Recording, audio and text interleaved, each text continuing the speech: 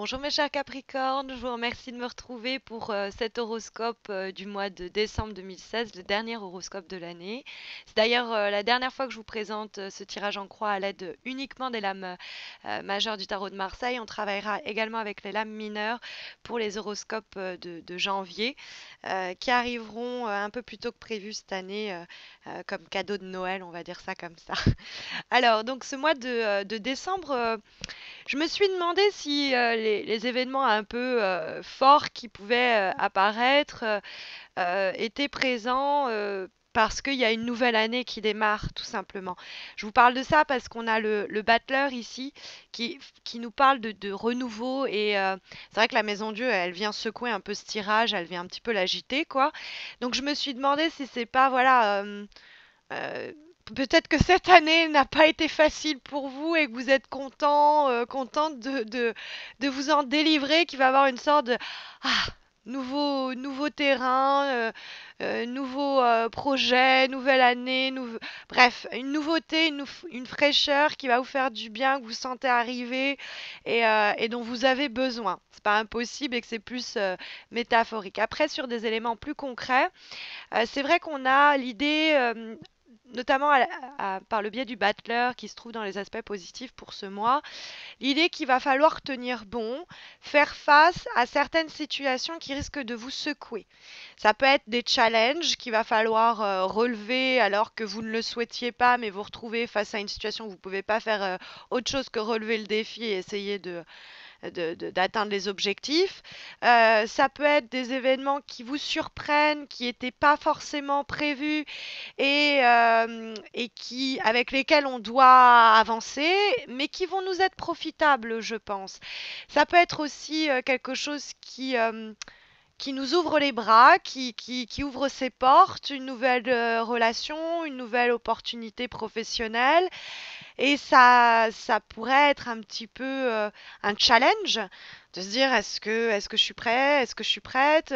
Mais le tirage nous dit voilà, faut pas se démonter, faut rester droit dans ses bottes avec l'empereur, avoir confiance en soi, confiance aussi en sa vision des choses parce que l'empereur c'est quelqu'un qui a l'esprit aiguisé, il fait preuve de logique, il est patient, il est prêt à se mettre en action dès qu'il le faut, mais il n'agit pas impulsivement, ok? Bref, et il se tient prêt et il fait face. Il est avec son sceptre où il assure aussi d'une certaine façon en termes de responsabilité, on peut lui confier des choses. Ça peut être quelqu'un aussi, cet empereur, hein, au mois de décembre, qui peut nous filer un coup de main si on fait face à certains bouleversements, certains changements. Ça pourrait être aussi l'idée de l'empereur de savoir s'imposer dans un environnement étranger, puisque la carte du monde nous parle de l'étranger en général. Après, ça peut être un peu plus spécifique et nous parler de l'étranger, de ce qui se trouve en dehors de nos frontières, quoi.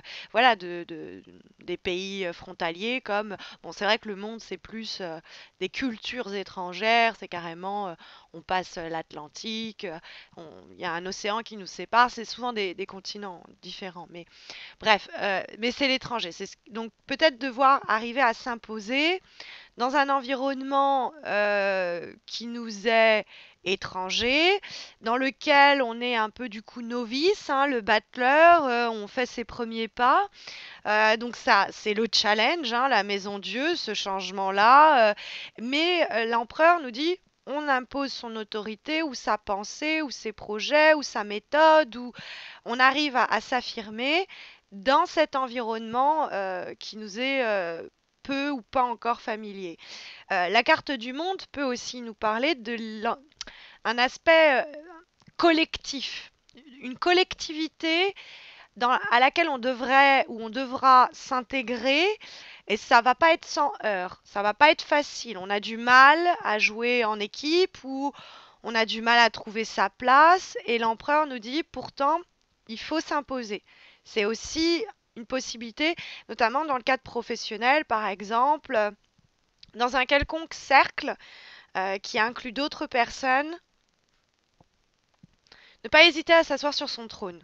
Il y a un peu cette idée-là. Donc le trône, à vous de voir duquel il s'agit. Euh, Après, d'ailleurs, sur le plan professionnel, et on va extrapoler, je parle pas mal du boulot parce que l'empereur, c'est une carte qui est dédiée à la question professionnelle en général dans les lames majeures du tarot de Marseille, donc c'est pour ça que je focalise un peu, mais j'ouvrirai un petit peu plus les perspectives de compréhension dans quelques instants. Mais c'est vrai que l'empereur, il y a cette idée aussi de boulot, d'opportunités professionnelles, de nouvelles responsabilités, de promotion, de gravir des échelons. Et il y a la carte du monde qui se trouve dans les obstacles qui nous parle de mutations possibles. Et la carte de la maison Dieu pourrait nous dire effectivement la foudre qui tape cette maison, le foyer dans le cadre professionnel, c'est là où on travaille, donc la structure dans laquelle on exerce, notre entreprise, notre petite entreprise, si on est, enfin petite, mais si on est par exemple à son compte. Mais il y a cette idée de changement important.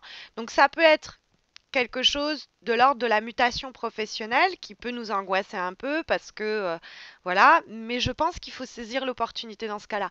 Après, j'allais dire, ça peut être aussi l'idée de déménagement.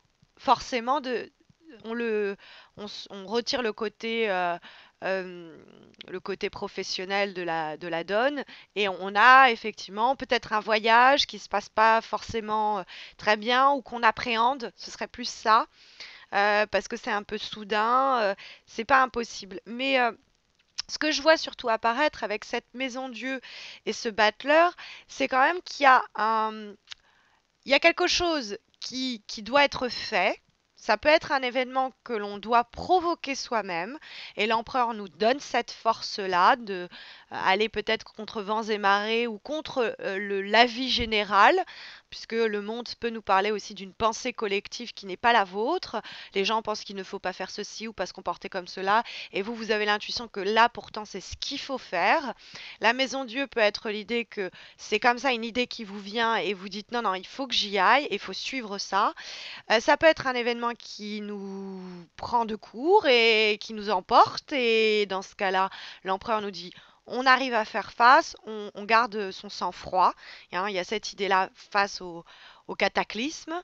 Et effectivement, cette maison Dieu, je parle de cataclysme parce que elle, elle arrive comme un tsunami, elle vient, paf, elle bouscule les choses, mais elle permet un peu de faire germer du coup une nouvelle relation, rencontre, opportunité, projet, une nouvelle voie, une intuition, quelque chose de un nouveau. C'est pour ça que je vous disais peut-être c'est aussi ça la nouvelle année en début de vidéo. C'est pas impossible que vous en ayez marre de 2016 et que vous vous dites il est temps de passer à 2017 et que c'est un peu feu d'artifice. Allez, bon, ce sera en l'occurrence les feux d'artifice d'ailleurs, mais c'est un peu parce que ça peut nous parler de ça, mais la maison Dieu, mais c'est un peu j'envoie tout, envoyer tout ça en l'air. Parce qu'il y a quelque chose hein, qu'on peut aussi envoyer en l'air, qu'on peut dire, allez, la peste soit de ceci ou de cela, et je m'en fous, quoi. Je passe à autre chose, et ça me permet de reprendre un nouveau souffle, une nouvelle énergie pour aller vers autre chose, quelqu'un d'autre, quelque chose d'autre. Mais en plus, je parle de cette énergie-là parce que on a en cinquième lame, c'est une carte qui est là, qui est issue du tarot Chosen, qui est une relecture spirituelle, psychologique des lames majeures et mineures du tarot de Marseille, et qui est là pour nous délivrer un dernier conseil, synthétiser un petit peu le message des cartes pour ce mois. Et on a la très belle lame de l'intensité. Alors, je ne sais pas si vous voyez, il y a un visage qui se dessine ici, et il est en fait le corps et presque la personne, c'est euh, on va dire comment non. Elle est devenue cette flèche tendue, quoi. Cette intensité que représente la carte, tendue vers un objectif, tendue. Alors, c'est une carte qui nous dit, en général, l'intensité, c'est le fait d'être intensément soi-même. C'est l'idée de aussi être. Notre présence est totale. On n'est pas là en train de essayer de suivre l'exemple de quelqu'un. On n'est pas en train d'essayer de faire ce qu'on nous a recommandé. On n'est pas en train d'essayer de ressembler aux autres. On n'est pas, on est dans l'originalité, dans l'intensité de notre présence, de nos projets. On est son propre guide. Et cette figure qui est dressée là comme ça, comme une flèche là, elle est focus, elle avance. C'est vraiment quelque chose purement presque viscérale, quoi. Et elle se déplace pour amener, eh bien, un mouvement, une progression, une transformation. Donc ça, c'est une carte souvent qui nous dit qu'il ne faut pas se laisser impressionner par les autres ou se faire être restreint d'une façon ou d'une autre par le regard, par le. Il faut aller être intensément dans ce que l'on pense être bon et vrai pour notre projet, notre développement personnel. Il y a l'idée de foncer, quoi. Il y a pas d'autre mot dans le. Il y a rien qui ne doit vous retenir. D'être pleinement absorbé par ce que vous faites, dans ce que vous faites, quelle que soit la chose que vous faites, en l'occurrence. Voilà, mes chers Capricornes.